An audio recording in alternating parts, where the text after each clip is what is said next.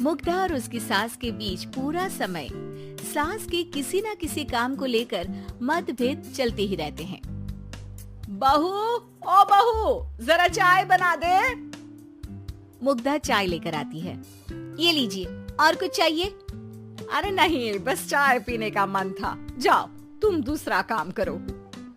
चाय पीने के थोड़ी देर बाद सास दोबारा मुग्धा को आवाज लगाती है। अरे बहू रे, आओ बहू, जरा हलवा तो बना दे, मीठा खाने को मन हो रहा है।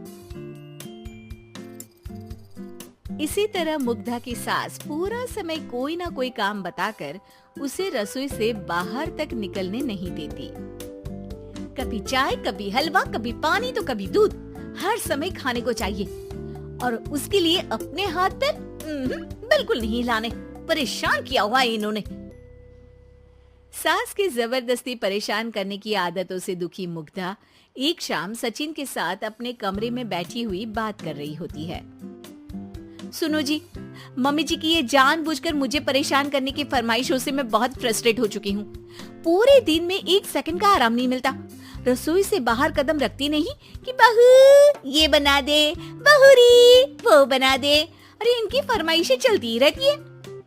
अरे मुग्धा, माँ खाने की शौकीन है, पर उम्र हो चली है, खुद खाना नहीं बना सकती, इसलिए तुमसे बोलती है। अरे तो शौक भी उम्र देख कर रखने चाहिए ना।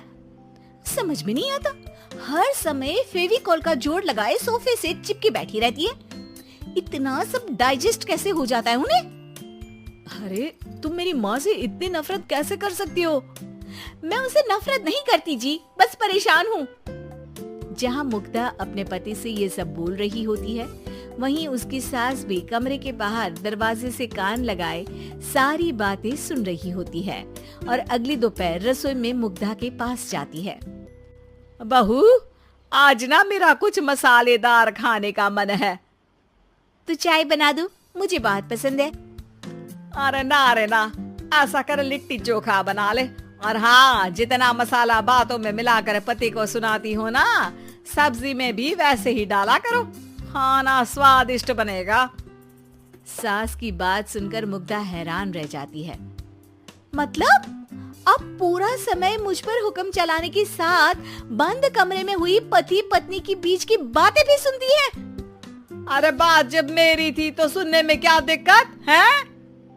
ये कहकर सास वहाँ से चली जाती है। अरे अब तो हद पार हो गई। इस तरह से तो ये मेरा जीना मुश्किल कर देंगी।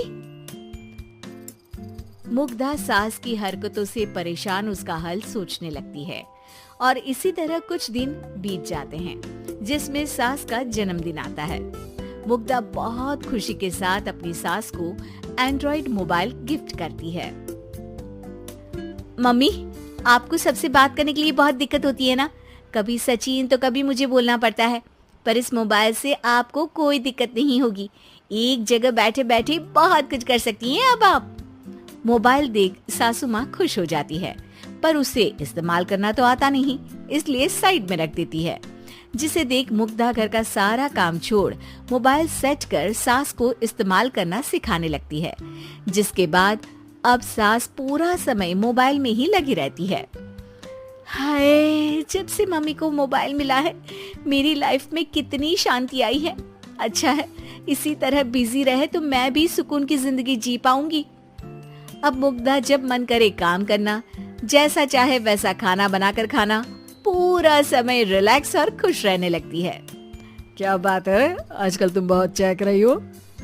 अरे मम्मी जी से छुटकारा जो मिला है, अब ना फरमाइशें ना छुप छुप कर बातें सुनना। अच्छा, तो मोबाइल गिफ्ट करने की ये स्कीम थी। इसी तरह दिन बीतते हैं और अब मोबाइल पर लगी सास फरमाइशों की जगह सवालों के लिए बहू को आवाजें लगाना शुरू कर देती है। अरे बहू, सुन तो, देख जरा किसी का फोन क्यों नहीं मिल रहा? रिचार्ज खत्म हो गया है, पर अभी 4 दिन पहले ही तो मैंने किया था। इतनी जल्दी कैसे खत्म हो गया?